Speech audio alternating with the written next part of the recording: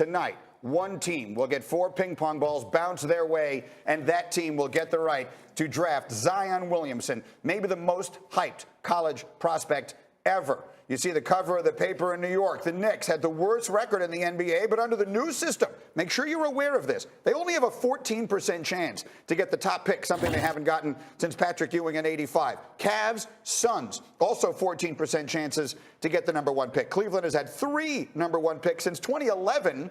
While the Suns, of course, had it last year, took DeAndre Ayton. And as for some long shots, the Lakers have a 2% chance at the top pick. Sacramento's first pick belongs to the Sixers, if that lands #1 overall, and to the Celtics otherwise.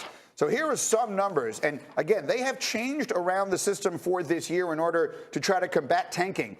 And so the simplest way I can point this out is there's a 58% chance the #1 pick lands somewhere other than New York, Cleveland, or Phoenix. A better chance than otherwise. It's worth noting the Knicks, for example, who had the worst record in the sport, have a better chance of picking 5th than they do of picking anywhere inside the top 3.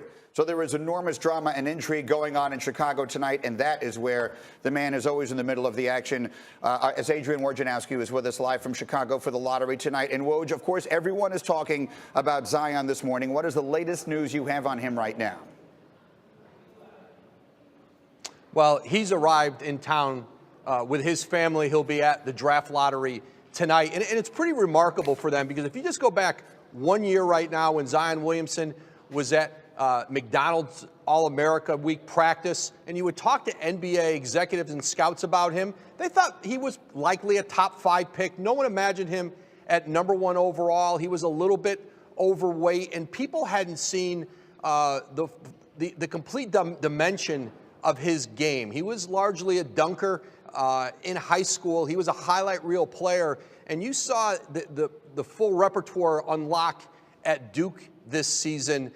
He was in better shape. He was healthy, and now he comes into this lottery as you said, one of the most celebrated #1 overall picks in modern history.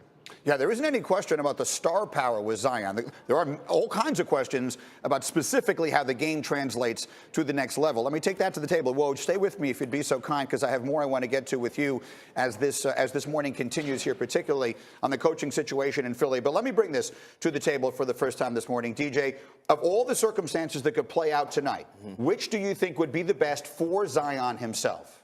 I think it'll be the Knicks, and I'm hoping and praying it's the Knicks because this guy has charisma, he has personality, and he has a skill set that would fit well in New York. And with the 2 max spots that they have for free agents, I think that's the best chance for him to have success in his first year. When you say his skill set would fit well there, are you basing that on the coach, on David Fizdale?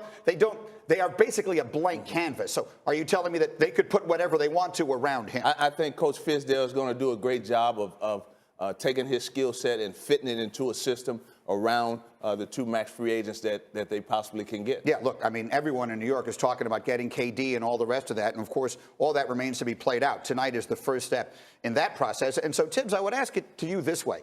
I was just discussing with Woj. There is no question the star power of Zion. And for that reason alone, he'll be the first pick no matter where he winds up. But does he definitely have the game to back that up? Is he going to be a star on the next level? I think he is, and I know Ewing's going to bring the good luck tonight for New York. But when you look at his game, and Adrian touched on this, it's not just power and athleticism. There's a finesse to his game, and I also think he has the mental toughness to deal with a city like New York. Not everyone can handle New York. I think he can. But the way the strength, the power, the finesse, the way he sees the game, the way he can make plays, that's the NBA game today. And we're not talking about the defensive side, where I think he's going to handle that well also. We keep talking about New York. I want to point out again what we did at the very top of the show, and we'll do a little more detailed look at this as our morning continues. This is not the old lottery. This is not your father's lottery system. Yeah. The overwhelming likelihood is that the Knicks do not wind up getting him, even though everyone in New York acts as though it is something of a fait accompli.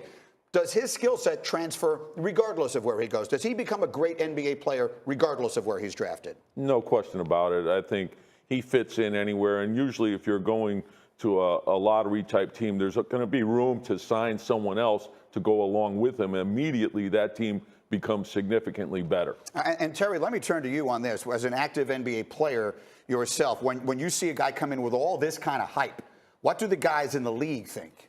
I think we're all excited to face against him, as competitors.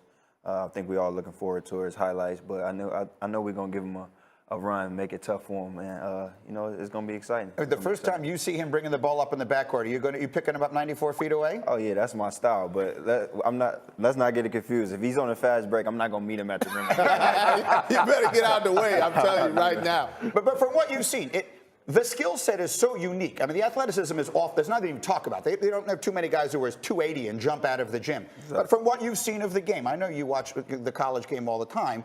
From what you've seen, what do you see in him as a player, and what do you think it projects to on the next level? They try to. I think he's just still improving. They try to, make him shoot the outside shot. He knocked that down a couple of times. So I think he's just still improving. He's a sponge, and he's going to learn a lot as he gets to the game. Get to the NBA, and it's going to be exciting for me to see. Exciting for all of us to see. When you say finesse, what specifically are you talking about? Shooting from the outside, we see him finishing around the rim. The athleticism we know is off the charts. What's the finesse? Well, piece? he's never afraid to take a big shot. When they need a big shot, whether it's on the perimeter or it's inside, he's not afraid of that moment. But the biggest thing is on his penetration, and there's help coming. He has the ability to move the ball around and create space and get his shot off. You think, how's he going to get that off? And it's innate. He's got a great feel for the game around the basket. Yeah, I tell you what, the Knicks are not the only high-profile landing spot that is potential tonight. The Lakers are another.